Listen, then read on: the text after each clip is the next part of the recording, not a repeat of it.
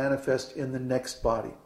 So some people are born crippled or blind, or they're born in a very economically disadvantaged situation. Why? Because in their previous life, they did sinful activities that created the karma for this next life. Similarly, other people are born into a rich family, or they have a very beautiful body, or they're born into a very nice situation with talents and intelligence and so many advantages. Why? Because in the previous life, they performed some pious activities, and these activities gave them the good karma that they need to have a very nice life in this lifetime. This is what karma is all about. So material existence includes the body, the mind, the intelligence, and the false ego, which is the identity that's based on the bodily concept of life. Our real identity, or real ego, is based on the idea that I am a spirit, and I have an eternal relationship with God, and this is who I really am. But the mind, intelligence, and false ego are actually part of the body. That's why different people have different kinds or different amounts of intelligence, because depending on their karma, again, they're given the amount of intelligence they deserve based on their previous activities. So our identity in this material world is based on the body. And because the body is changing and temporary, then our identity is always in question. Who am I? Huh? Some people are always confused about who they are because they're basing their identity on the body. And today the body is one thing, tomorrow it's something else. Huh? Today I'm a child, and the next few years I become an adolescent, then suddenly I'm an adult and I have all these responsibilities, and then I get old and my body becomes weak and frail, and finally the body dies. Huh? But spiritual identity is eternal and unchanging. So why is this important? Because we're heading into a time of drastic change. Change is accelerating all over the world, in every area of life. We're having more and more changes all the time. But if our identity is based on eternal spiritual knowledge, these changes will not disturb us. And that's the secret to remaining sane in a time of ever-accelerating change, exponentially increasing change. Once we realize our eternal identity, then none of the changes in this material world can disturb us. This is the actual solution to all problems. Not only the problem of 2012, but the problem of birth and death, the problem of suffering. All problems in this material world are based on the temporary body. When we realize our actual identity as a spirit soul, this is the real solution to all problems. When we base a community on this same knowledge, that community can ride out any amount of change because we have knowledge of our real identity. And this is the secret to Vedic community, spiritual community, and the secret to getting through the changes of 2012. This spiritual knowledge is the secret of how Vedic civilization and Vedic knowledge has lasted for thousands of years without any change. It won't change. It won't ever change because it's eternal. And this is also the secret of how our community will get through the changes of 2012 without any problem. Well, I shouldn't say without any problem, but we'll be able to solve the problems. You see, when change increases beyond a certain point, people go crazy.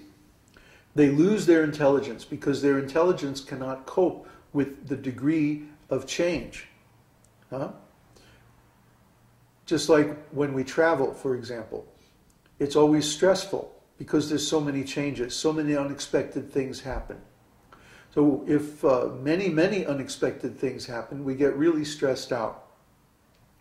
Imagine when the whole world is going through so many changes that nobody knows what's going to happen from one day to the next. For example, if you've been looking at the stock market at all, you know that today's market is more volatile than any market ever in history. Why is this? Because the level of change is increasing. Technology is also increasing. And because of this, it's becoming harder and harder, for example, to store data. Just a few years ago, you could store data on floppy disks. Now only hard disks, then CDs, then DVDs, and now Blu-ray. The innovation of technology is accelerating more and more. This is not going to stop. It's only going to increase. So how are we going to cope with this? How are we going to live in a world where new weapons, for example, are being invented every day based on advanced technology that didn't exist even a few years ago? How are we going to defend against them? How are we going to live in a world where economic conditions or political conditions are changing, or where social conditions are changing faster than we can adjust to them? This is going to drive a lot of people crazy. They're going to do self-destructive and other destructive things, and this is going to create chaos all over the world. Actually, it's already happening. It's just ramping up now. But this escalation of change is simply going to accelerate and increase more and more. Just like people have a problem dealing with increasing amounts of change, civilizations have the same problem. And because of this, the materialistic civilization is going to crash. It's going to go crazy. It's going to do things that are self-destructive, and it's going to ruin itself. So we're going to see at some point things start to crash, to disintegrate, stop working. And when that happens, people are going to freak out even more. So we can expect that at some point, when the degree of change exceeds normal human tolerance, that there's going to be great chaos. Not because of the things that are happening, but because of people's reaction to it. So in that way, the world is going to go through a time of real distress, real agony, real problems. And this is only due to the increased amount of change. But it doesn't matter how much change there is in the world. The absolute truth, the spiritual truth, the Vedic truth is always going to remain the same. So when we found a community based on those truths, that community can also remain stable, even in a time of great change. Our community is based on this absolute truth. So instead of centralization, which makes a weak point, we teach decentralization, which makes things strong. Instead of exploitation, which makes people weak, we teach service, which makes people strong. Instead of selfishness and simply profit at all costs, we teach service and sharing, which makes people able to share their goodness, their energy, their wealth, their knowledge, their strength with others. And by cooperating together in a spiritual context, we can get through any emergency, any problem. Real love means service. The materialistic idea of love is, let me try to gratify my senses by exploiting the beloved.